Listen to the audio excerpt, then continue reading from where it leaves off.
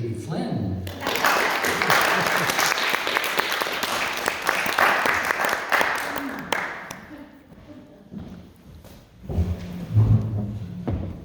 Good morning, good morning. Yeah, Twinkle, Twinkle, Little Star. I was reading this material, I was inspired, which is always helpful when you're trying to put together a talk. One thing it says, stars shine brightest against a dark backdrop, like the evening sky, and the brilliance of each star is illuminated and magnified by its companion of darkness.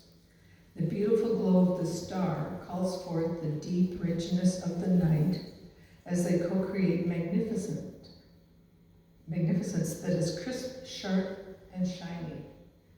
I was thinking about this, that's night lights.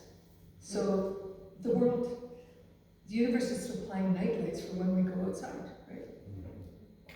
I like having night lights, find my way to the bathroom in the middle of the night, but anyway. When I was drawing as a kid, my dad used to do a lot of drawing, and so I'd sit with him and draw. But I was only able to do the outlines only. You know, the kids all start with stick figures right in and start making little outlines. But that's like cartoons. They're just flat on the page. And then later on, I started learning about shadows and shading in your drawings. And that brings the drawing to life. Like it appears to have depth because it's got the shading. And so this is the same as light and dark. When we have too much light or too much dark, we're out of balance. And we can't see and can't appreciate either of them. And it takes dark to make the depth to our light. And that's something that is kind of interesting. And so when we're living our life, and if everything is all rosy and glorious, I don't know that we can appreciate it as much as if we're going through the down times. I'm not saying disasters and stuff, I'm just saying ups and downs and stuff like that. And the downs make the ups seem even brighter. And the downs are a time to recoup and rest and collect rejuvenate. You know, I was thinking about personalities. I met a woman once that had told me she'd never had a bad moment in her life. Her childhood was perfect, and everything all went according to plan, and she was very bubbly and happy. I don't know if it was real, but it seemed to be. She seemed pretty authentic. But I find that the things that I've gone through that were tough have made me stronger. It's built character for me. Makes me more interesting, I think. And it makes us stronger. Because I know that no matter what I tackle now, I can do it. I've been through the toughest stuff. And after that, everything's fine. It's easy. So shadows. Shadows give depth to a picture. But shadows also give depth to a person's character. When you know you've been through all these things, I think we have more compassion for people. When they're going through their stuff, we can empathize with them, we can understand what they're going through. I've seen or experienced even, sometimes people say, well, what are you worried about that for? And stuff like this, like they don't have the compassion to empathize. So compassion is learned and experienced. And through that, I find friendships are forged. Some of my best friends are the ones that I went through tough times with. We learn what each other's made of in those tough times. Because anybody can be all bright and sunny when you come here on a Sunday morning and the music is beautiful, the message is lovely, and we smile and we laugh and it's great. But then what happens when you're out somewhere doing something and something bad happens, and how do you make it through that? How do you show up? Can you still remember who you are in those moments? And can you still support that person beside you even if you don't understand what they're going through? So compassion. And through those experiences, I find friendships are forged. Like when I've seen somebody, when I've gone through stuff with people, I know who they are in those moments, and I make friendships that last a lifetime. And we've gone through a lot of things through the years in this place, and we're still here, we're still kicking, and we've got connections that have lasted for a lot of years, and that I'm so grateful for. Because when we share our inner stuff, our insecurities, our joys, like, it's all together, right? Like if we can share that stuff with people, that brings us closer. And that's when we build community. Like Wes and I went through a practitioner training together, and that's one of the things that really does open up. We open up the wounds, we open up the desires, the longings, the ambitions, and we get to know each other a lot better. And so Wes and I have a bond that, because we spend a year doing this, and once a week. So you get to know somebody pretty close. Now in recovery circles, which, you know, the 12-step groups and stuff, they talk about shadow work. And that's digging deep within to discover the origin of some of our beliefs. And those beliefs that are causing us problems in the present. The ones that aren't causing us problems, we're not concerned about. It's when we want to change something. So sometimes it gets easier to change those things if we understand where they came from. So, colors. When we explore all the colors, even the colorless and neutral colors, like clear, beige, white, black, and gray, it allows for expansion, inclusion, and incorporation of oneness through these multiple lenses. And if you ever talk to somebody that, or say a couple people that have been at an event, and they all maybe watch the same concert, or they watch the same play, and you ask them to describe what they saw, you'll get a very different impression from each of them. And I think this is our own colors, like our own impressions, colors the experience. Can I get the water? Of course, I forgot to bring it up.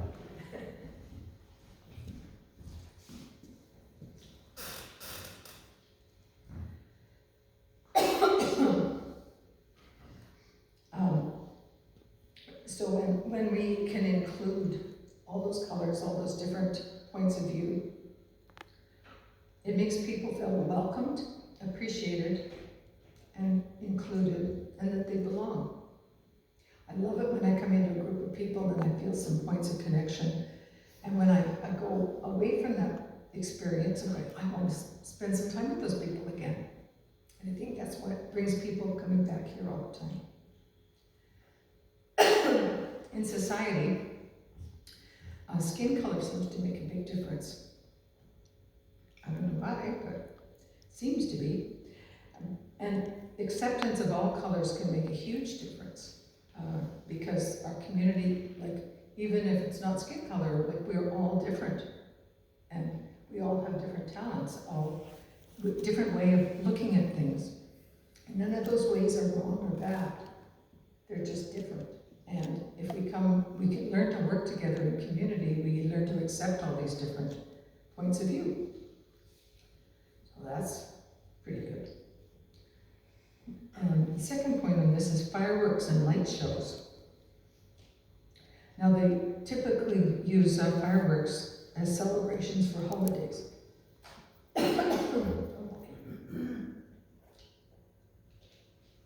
Celebrations for holidays and big community events.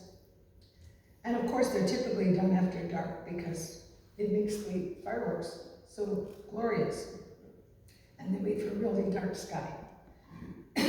But in our life, the darkness can cause fear. It's sort of associated with something to be afraid of. That's what, the boogeyman and stuff like that. There might be monsters within the darkness. And inside us we have darkness. And sometimes we're afraid to look at those monsters. But the darkness is a place where we find answers. The darkness is the things that I think have forged our personalities, our character, have made us who we are today. And if I'm happy with who I am today, how can I resent or regret some of those monsters or experiences that I've been through? And if we remove the power of the monsters to affect us, like, who would we be then? So I embrace and appreciate them for what they each have to teach me. And the paperwork that came with this, it says, turn them into moon stars. I like that one. They're not monsters, they're moon stars. And you know that it takes one candle to remove the power of the darkness. One candle. And that's pretty powerful. And each one of us can be one of those candles for others. So there's some suggestions to use as homework, if you choose. There's a suggestion to meditate on our strengths and passions. And get into that mindset, let those strengths arrange themselves into an order with the strongest at the top. And then take your time with each one of these strengths and think about it. Live with it for a while. See how it affects your life, how you can use it to improve your life. And notice how you use each strength and with whom. How does it make you feel? Like sometimes I'm with people that I feel safe doing certain things. They give me the permission or to be who I am, and they'll accept me no matter how it works out. And yeah, those people are gifts. So darkness and light are a pair. We often try to ignore this darkness, but the contrast of one with the other creates the beauty and the depth. And it's not just with the drawings or anything like that, it's in our life. If we never know any darkness, how do we appreciate the life, the good times? And the darkness is where we re-energize. And if you think about it, we sleep in the darkness to remove distractions. We meditate, we try to get away from all the noise and stuff that might be in our head. We let it go.